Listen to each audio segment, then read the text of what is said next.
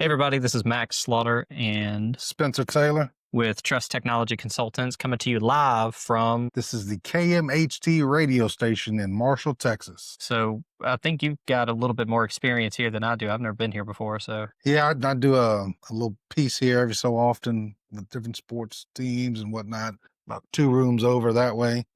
So actually came here to do an interview with one of the ladies here at the station, and they were kind enough to let us use their conference room to record our video. So absolutely super appreciative of that. So,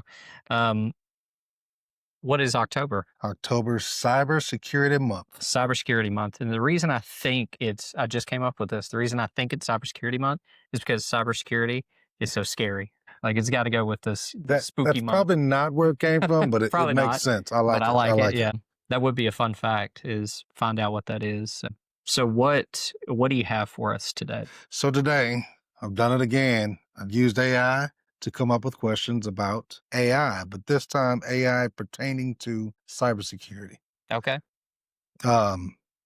So this is 5 questions to consider on 5 key ways artificial intelligence is revolutionizing business cybersecurity. Okay. So I'm gonna ask these questions, and we're gonna answer them the best we can. Sounds good to me. All right. First question. When AI can establish a baseline of normal and detect anomalies in real time, what does this mean for the future of security teams? That's part 1 to the question. And part 2 is, are we looking at AI as a tool that enhances human analysts, or could it fundamentally change what skills that we need in a cybersecurity professional? If I work backwards and kind of take that second part, I think right now we have to look at it as complementary because it's just not there because it's still doing its learning. Mhm.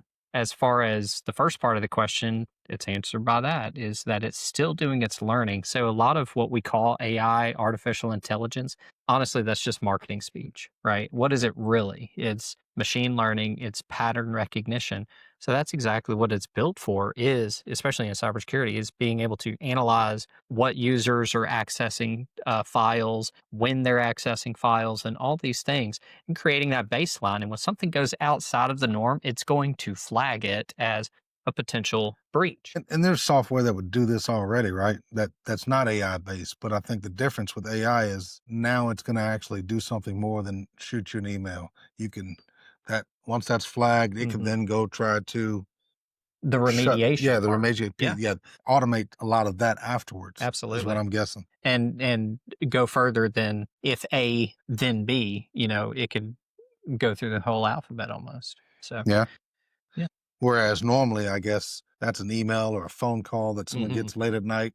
We've been breached. Somebody get up and run down there. Right. Now this may self-contain it until you can get there. Question 2.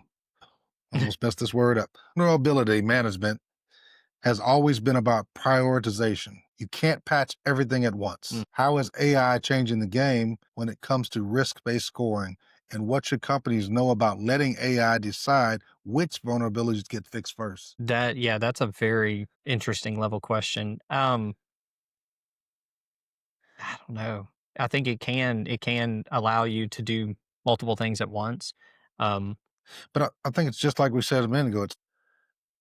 It's still going to be based on how you've said it. mm, You've got to tell it what risks are more important than others mhm, to watch for. And I think at that point, it's deciding based on your parameters. true. Should be at least. Or it could also do more at the same time. Yeah. It Oh, can do absolutely. it can start multiple processes at one time. It's all about threads and how many can be executed.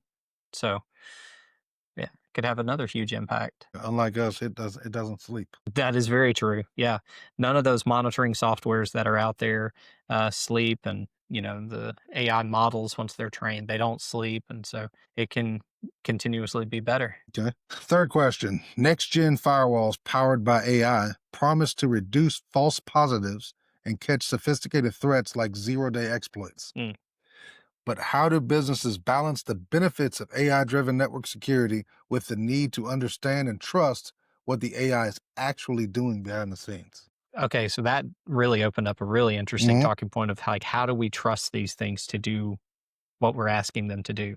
Just in the last couple of years with the adoption of the next gen firewalls, I mean, we've taken a lot of the rack and stack and putting them into a single appliance, which has helped streamline a lot of the processes. But now, if we're layering on some type of machine learning on top of that, the goal is for it to get better. But yeah, the ultimate question is, can we trust it?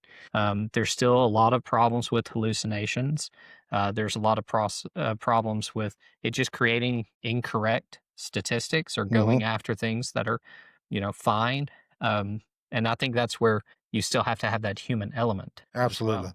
I mean, we've all seen the AI videos out there and Hmm. whatnot, and you go, "Oh, that looks real," but why does that guy got 7 fingers and things like that? It's still learning. It is. It is. And as people continue to use those things, they will continue to get better. But I think this is something good. I think there's, like I said, it's asking about it does reduce false positives, but then I think just like anything else, you can't, like you said, that human element needs to be there still. You can't put all your 100% faith in Hmm. that it's doing. Well, it's the same thing as anybody that owns a business. You have employees. You can't 100% put all your faith in that. You Yep. hope that they're doing their job, but someone needs to watch this person. So something needs to be in place to The monitor that checks and AI. balances. Yes. Absolutely. I mean, everybody needs that. Number 4, phishing is still the number one attack vector. And now we have AI defending against AI generated phishing attacks. It's like an arms race, it says. What does good enough phishing defense look like in 2025? And how do we keep employees engaged when training itself, or when the training itself is AI powered? Oof, yeah. I mean, that's almost like a weird catch 22 Yeah. of like we have the AI to catch the AI who's trying to beat the other AI to try to catch and it's just layering And then back. it's saying you got to keep your employees trained up Yeah, to see the stuff. The same with some of them are being trained by the AI. absolutely. So, It's a weird I don't even know what to call that. It's I don't know, but I think a good enough strategy in today's age mhm. is use your better judgment. And that's kind of the good enough that a lot of people just check that box of saying, yeah, just use your better judgment. But I mean, how many stories have we heard of people clicking on links that look legitimate or sending emails that they shouldn't be sending or getting a direct deposit ready that they shouldn't have? I mean, how many of us actually look at, I mean, I do, but how Hmm. many of people that are not in our industry that are just, employees at some company that's not technology based, they use technology, but not technology. How many of them you get an email that says it's from your boss? Hmm. It's how many actually look at the email address it's coming from and not just the name? Well, and Because even that's what gets a lot of people, I even think. then, it's like they're getting so good at the spoofing and all Hmm. these different things that a lot of stuff can get through. And I think the reason that phishing is the most prevalent and used tactic is because of the human element. Oh yeah. It's still got that human element where it's like you're trying to, if a bad actor is trying to penetrate a next gen firewall or they're trying to exploit an open port or, the classic thumb drive in the parking lot, um, that in and of itself uses a human element, the curiosity. Someone's going to pick it up and go plug it in. And that's what phishing attacks are as well. Yep. So I think they're probably going to be the most prevalent moving forward. But to use AI in a filtering program Hmm. to make sure is that coming from a legitimate source. I emailed a guy today where he got one email and I sent him one right after that. He didn't get that one. Hmm. And I said, check with your IT. It probably got caught in a filter because I sent too many in rapid succession. Oh yeah. I thought you were spamming them. Yeah, and so one was a calendar invite, and one was an email. I said, check with IT, and I haven't heard back from them. That was this morning, but which is good. You put those filters in place to catch those type of things of like, man, this has gotten a couple of emails in within a couple seconds. This could be suspect. So good on them for having that. All right, this last one looks like it has kind of related to one of the deal we talking about false positives, but alert fatigue is real. SOC teams are drowning in notifications. When AI automates the triage and correlation of security alerts, what's the biggest risk companies need to watch out for? That's part one of that. Part two is, could we become too dependent on automation and miss something critical? That's kind of what we just spoke on. Absolutely. Notification fatigue. That's huge. We were just talking about that at lunch. Emails. Yes. Yeah. Emails. Like we get so many. marketing emails, fake emails, all these different things into that flood our ticketing software for Mhm. our customers. And I was telling Spencer at lunch, like, how kind of annoying it is. Like, it floods our inboxes, it floods our ticketing software, and I can only imagine what customers are getting too. And so, how do you disseminate and find the actual real tickets? How do you find the things? And so, notification fatigue is a huge thing. So, okay, cool. Let's add some AI on there. Sprinkle a little on there, Mhm. and funnel the appropriate things through. Well, how does it learn what the appropriate Yeah. things are? Well, I What think, happens if something's yeah, missed? somebody's got to, like I said, still takes human Yeah, element, which we've admitted is sometimes flawed, yeah, but absolutely. it's got to comb through those alerts that it does catch and doesn't catch and say, hey, you should have caught this. This is why. Hmm. This one should not have caught. This is why. And I think that's just, like I said, it's more teaching. You got to teach the LLC, LLM, but yeah, LLM, sorry, yeah, LLC. too many acronyms. Yeah, train the trainer, Yep. essentially. Wow, that was all. Was that it? That was the 5 questions. That was 5 questions to consider on ways artificial intelligence is revolutionizing business security, cybersecurity. It definitely helped me think about it a little bit more.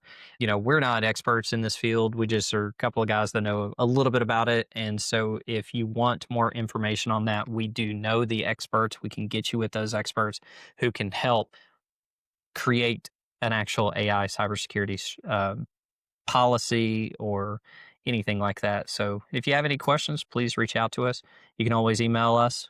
Speaking of email, you can always email us at sales@allttc.com or give us a call 318-212-0012. Thank you for listening.